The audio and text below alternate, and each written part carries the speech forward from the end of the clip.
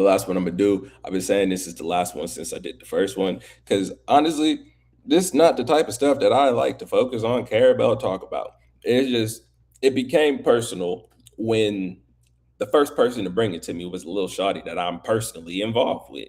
And then all I said was, do hoe things, get hoe results. And she said, Meg's a hoe? Hot girl. Why is she sticking her tongue out like that? Letting us know that she's a dick. What the fuck? Put it in my mouth. That's what she's saying. What the fuck? Who the fuck starts off the conversation by sticking their tongue out and saying, no, bro. And then homie right here, funny as fuck, he said she thought she could brandish her asshole to every camera in America and still be taken seriously as a respectable relationship partner. Oh God. Let's just get into this. This is a woman's take. The men will shut the fuck up for a couple of seconds. And she was respecting her man, being loyal, doing all the things, and she still got cheated on. Who else is Klay getting with that's better than Megan? Who? Who is he going to be able to pull that's better than Megan? It won't be. Worst is going to be a basic white girl. Worst of the worst case, right? To all the women who are boycotting relationships right now because of Klay Thompson and Megan Thee Stallion, the men didn't want you anyway. Because you're a bird brain. Right? Brain. Because you're basing your reality off of somebody else's life that you don't know. Okay? Let's start there. Because like she just said, she was doing all the good things that she should have been doing in a relationship. How do you know? Just because you've seen them on dates, just because you've seen the little shawty was like, but she was at his family's house and they were celebrating the holidays and she was cooking. I'm like, all right, and why was it all on the internet and broadcasted? Did this nigga share it? Was he posting it? Maybe she didn't like his family or going around his family at all. So when she finally decided to go, she said, I'm going to put it on the internet. Or what about this? Everybody know Klay Thompson don't be on the internet like that. What if he didn't want her doing all of that on the internet and turning his life up? You feel me? Both of those things right there probably weren't taken into consideration by a lot of women. Like, just because you like Meg does not mean that their relationship was perfect outside of him cheating. What? But also, who is he gonna find that's better than Megan Thee Stallion? Define better. Right. Somebody in the comments, please, right now, define better. And that's what got me too. A lot of women is like, oh, he's not gonna get a woman as good as Meg. He can't get somebody better than her. Why not? Like, I don't know her personality on a day-to-day basis. We just know what we see on TV. What makes Meg better than any woman? Quickly, because it's not the money. Because Klay Thompson already has money, and men don't care about that. It's not the status, because Klay Thompson already has status, and men don't care about that. Y'all keep saying all these things that men don't care about. And that's something else that kills me. Is like women like, she turned him up. She turned his life up. She put Klay Thompson on people's radar. What? This is I'm not even going to address that, because every guy knows that Klay Thompson has been revered as that guy for a very long time, bro. Way before Meg Thee Stallion was Meg Thee Stallion in a lot of people's eyes. Does she have some celebrity air or whatever? Cool, whatever. But Klay Thompson, oh my God. Whatever. Flexing it like, oh, well, Megan is just the best of the best. In what category? Ass popping. WAP?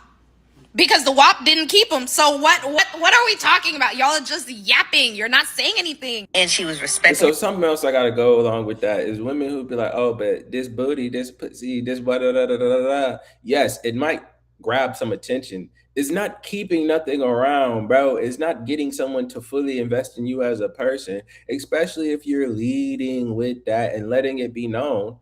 It can be purchased. Do X, Y, and Z, you get access to the pussy that's supposed to be the best pussy in the world because you said so. It's like, yeah, I might come around for a good time, but this is a good time, not a long time. So you better lead with something better. And so for women to be like, oh, who's he going to get better? I don't know. Maybe someone who he has things in common with. I don't know if they don't have things in common or not. I'm just saying, if somebody he enjoys spending time with when they're not doing anything. She's funny. You feel me? It could be somebody who makes him feel seen. Like, I don't know, bro. But just to assume that Meg the Stallion was the best woman he could ever find because you personally have an affinity for her. Why? Because you find her entertaining or you find her attractive. Cool. What has she done to like edify you? What has she done to make you a better person? She gave you confidence in going outside with half your clothes off and shaking your ass. There's nothing better that you can do. And that's all I'll be saying is like, look, bro, I'm not trying to disregard her accolades. I'm not trying to disregard her accolades or her financial success. But outside of that, what is there? You feel me? Like what else is there? It's like niggas being mad at Soldier Boy, or not being mad at Soldier Boy, but like revering Soldier Boy to be a role model and an example because he became one of the first internet millionaires when he was still a teenager. It's like, yes, hats off, respect due. You are not a role model, my nigga. Like, if there were men who were trying to ascertain to be soldier boys in order to have good relationships, every woman would be fucking laughing and say the only thing soldier boy would have to offer is some laughs, some dick, and some money. And so for him to be mad he got cheated on, what are we talking about? Let's say Blueface. And I don't have nothing against, you feel me, no affinity for or against Blueface. It's just let's use him as an example. If Blueface got on the internet and said that he was in a wholesome, loyal, committed relationship with a bitch and then got mad because she was cheating on him, everybody would say, well, what the fuck did you expect? Like, you've been on the internet for the last year talking about having a whorehouse and rottweilers and golden retrievers and shit. So for over 5, 8, 9 years, however long she's been famous, Meg has been idolizing how attractive she is and how she can use her body in explicit, illicit ways for gratification physically. And that's all we've been getting for real. So where do we get off calling her the caliber of what it is to be a good woman for a relationship? Hey man, I'm not trying to judge a book by its cover. I'm reading the lyrics and all I see is a bunch of shit about booty, ass, pussy, money.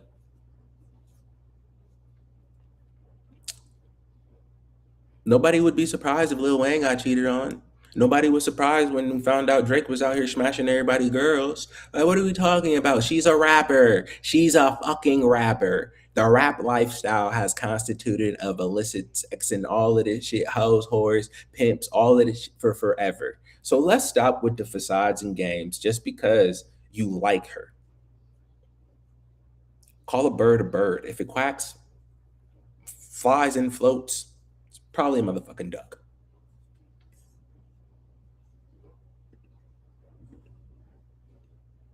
And also, like she just said, let's just run this back one time. Let's run this back one time because I'm happy it came from a woman's mouth and not just me.